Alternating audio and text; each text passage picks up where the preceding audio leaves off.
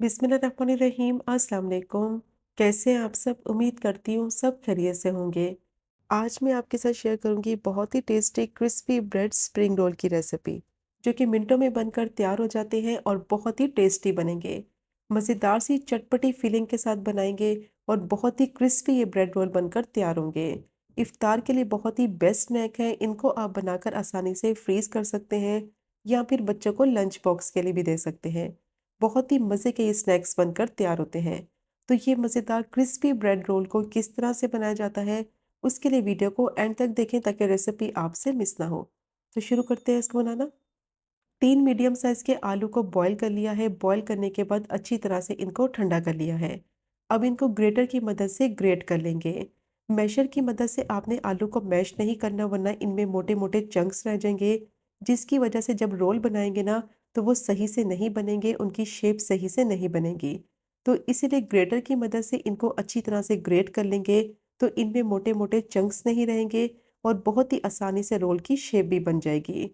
और इनको अच्छी तरह से ठंडा करने के बाद फिर आपने इनको ग्रेटर की मदद से ग्रेट करना है, वरना इनमें मॉइस्चर आ जाएगा, जिसकी वजह से आलू की स्टफिंग जो है वो गीली हो जाएगी। तो ये छोटी-छोटी टिप्स का आपने ख़ास ख्याल रखना है। अब सारे आलू को अच्छी तरह से मैंने ग्रेट कर लिया है। इसमें डालेंगे चॉप की हुई प्याज़। एक मीडियम साइज़ की प्याज़ को बिल्कुल बारीक चॉप कर लिया है और प्याज़ आपने ज़रूर ऐड करनी है, इससे रोल का टेस्ट बहुत ही मज़े का आएगा। 2 बारीक कटी हुई हरी मिर्च डालेंगे, या जितना स्पाइसी आपको रखना है उस हिसाब से कम या ज़्यादा आप ऐड कर सकते हैं। 2 से 3 टेबलस्पून बारीक चॉप किया हुआ हरा धनिया डालेंगे। अब इसमें कुछ मसाले ऐड करेंगे। 1 टीस्पून नमक डालेंगे या फिर आप अपने टेस्ट के हिसाब से डालें। हाफ टी स्पून कुटी हुई लाल मिर्च, हाफ टी स्पून कुटी हुई काली मिर्च और 1 टीस्पून चाट मसाला डालेंगे। चाट मसाला डालने से बहुत ही मज़े का चटपटा फ्लेवर आएगा। 1 टीस्पून भुना कुटा हुआ ज़ीरा पाउडर ऐड करेंगे। अब सब चीज़ों को अच्छी तरह से मिक्स करेंगे। स्पाइसेस की क्वांटिटी आप अपने हिसाब से कम या ज़्यादा ऐड कर सकते हैं। लेकिन मैंने 3 आलू लिए थे, 3 आलू के हिसाब से जो मैंने इसमें मसाले डाले हैं, वो बिल्कुल परफेक्ट रेशो है। बहुत ही मज़े की स्टफिंग बनती है, आप चाहें तो इससे समोसे भी बना सकते हैं।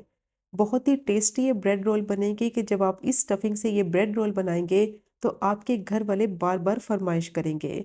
अब अच्छी तरह से मैंने इसकी मिक्सिंग कर ली है, बेहतरीन आलू का मिक्सचर रेडी हो गया है। अब इसके रोल बनाएँगे।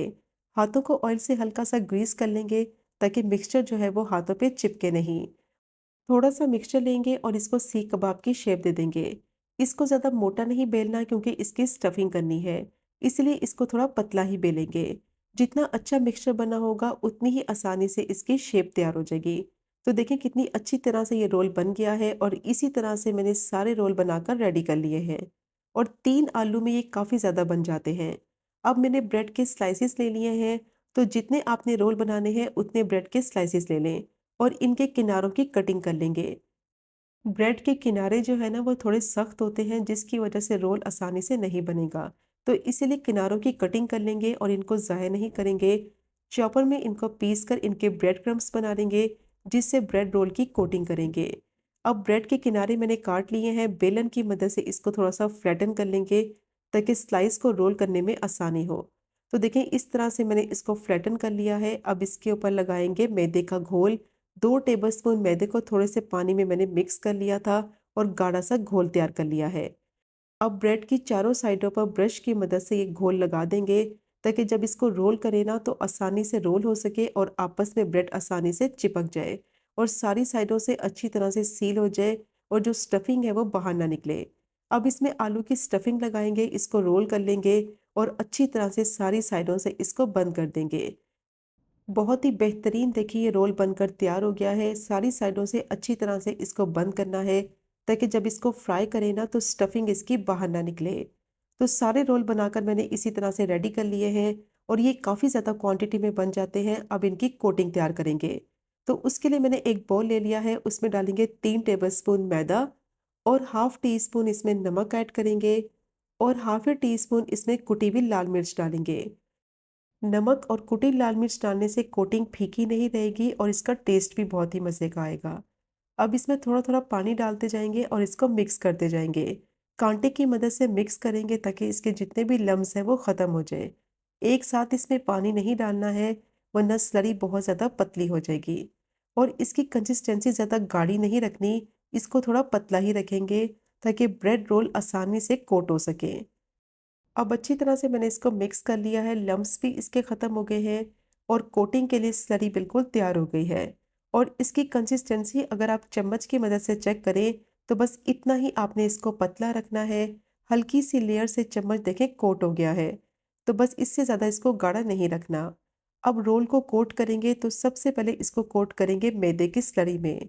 तो कोटिंग के लिए आप चम्मच इस्तेमाल करें ताकि हाथ खराब ना हो, और फिर इसको कोट करेंगे ब्रेड क्रम्ब से। और ब्रेड क्रम्ब से आपने हाथों से कोट करना है ताकि अच्छी तरह से सारी साइडों पे ब्रेड क्रम्ब्स जो है वो चिपक जाए। जितनी अच्छी तरह से ब्रेड क्रम्ब्स लगे होंगे इसके ऊपर, उतना ही मज़ेदार क्रिस्पी ये रोल फ्राई होगा।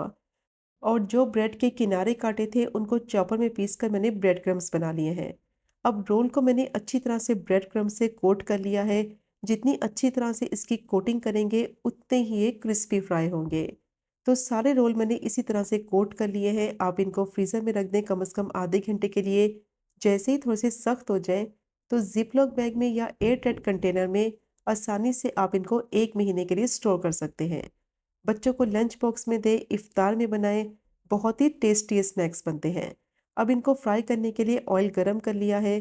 ज़्यादा गरम गरम ऑयल में आपने इनको नहीं डालना है, वरना ब्रेड बहुत जल्दी जल जाएगी और इसका टेस्ट खराब हो जाएगा और रोल क्रिस्पी फ्राई नहीं होंगे। क्योंकि अंदर से स्टफिंग तो पकी हुई है, बस इसको इतना फ्राई करना है कि रोल क्रिस्पी फ्राई हो और अच्छा सा गोल्डन सा इन पे कलर आए। तो मीडियम हॉट ऑयल में इनको फ्राई करना है, ज़्यादा गर्म ऑयल में इनको फ्राई नहीं करना, वरना बहुत जल्दी कलर आ जाएगा और ये क्रिस्पी भी नहीं फ्राई होंगे।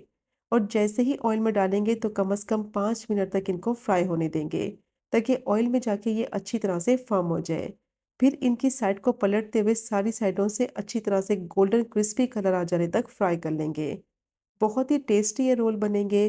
फिर जब आप इनको ट्राई करेंगे ना तो आप मुझे ढेरों दुआएं देंगे। बेहतरीन ये रोल बनकर तैयार होते हैं। आलू की स्टफिंग बहुत ही ज़्यादा टेस्टी बनती है, तो मस्ट ट्राई कीजिएगा। अब रोल को मैंने अच्छी तरह से फ्राई कर लिया है, गोल्डन क्रिस्पी इन पे कलर आ गया है और बहुत ही टेस्टी ये रोल बनकर रेडी हो गए हैं।